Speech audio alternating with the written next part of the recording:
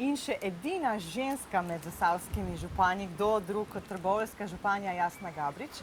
Poglejmo, kaj vse se dogaja, ko se zaprejo občinska vrata in Jasna Gabrič, županja, postane samo še Jasna.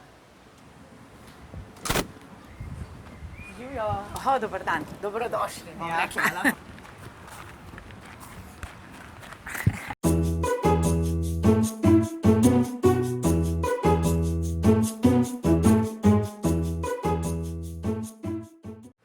Za danes smo zaprli vrata občine in zdaj bomo spoznali Jasno izven občine, izven okvirjev županje. Kaj počneš v prostem času? Vem, da tega ni veliko.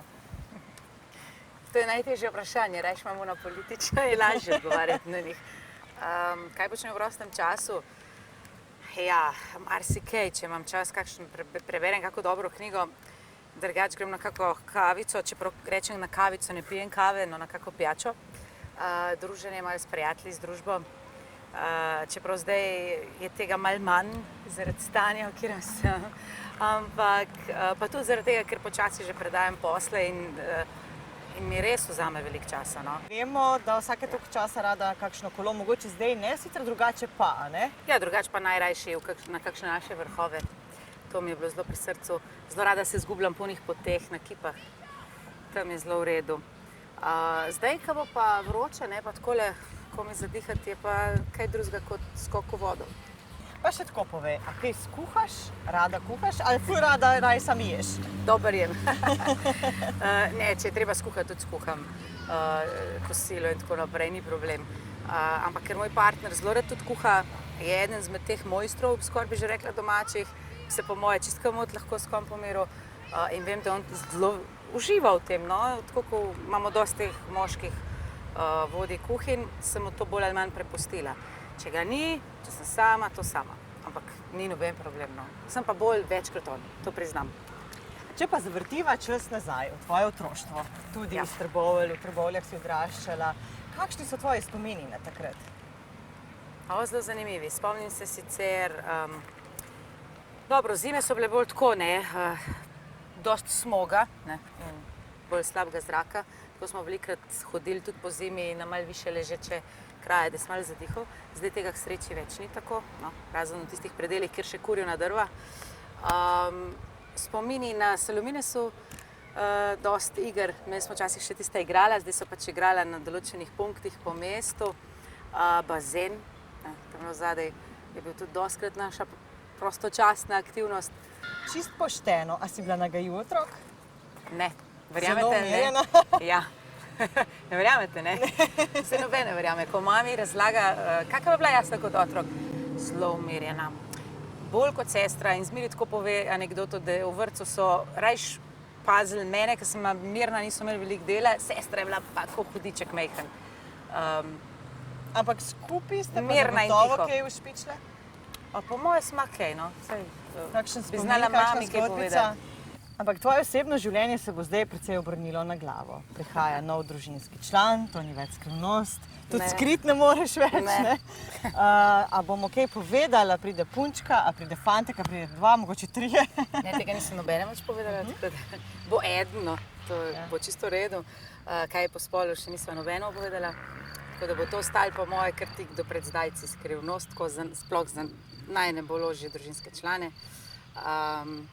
Jaz se zelo veselim, tudi moj dragi, tako da bomo videli, jaz se pravim, vse življenje je polno vas čas nekih presenečenj, ni? Iz velike družine izhajaš, 5 otrok, sicer niste bili vsi ves čas skupaj, ampak vseeno, rojstnodnevi zdaj, ko so, je to kar taka skoraj mala poroka vse skupaj. Ja, zmeraj nas je dosti pa veliko. Zdaj, ko so še nečaki, morate vedeti, recimo, da imam nečake, ki so pa, ne vem, 10 let samo mlaj od mene. Tako da gremo lahko žurati skupaj. Pravijo, da najboljše varuške so tete, ker so zabavne, ker ne težijo tako kot mame. A si ti tudi takšna teta? Ja, problem je v tem, da nečakov nimam v Trbovljah, ne, zdaj, ne. Tako da je malo težje, ko pa grem tja, se pa zabavamo, pa se imamo fajn.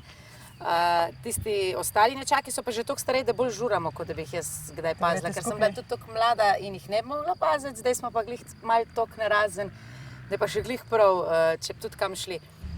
Zdaj boste pa še razširili družino, prihajajo še manjši, tudi pri sestri, pa tako da bojo te rojstnodnevne zabave še večje. Ja, ona bo en mesec prej še znova povečala družino, za mene je to prvi, tako da bomo lahko malo skupaj vozičkali, pa se fajn imeli.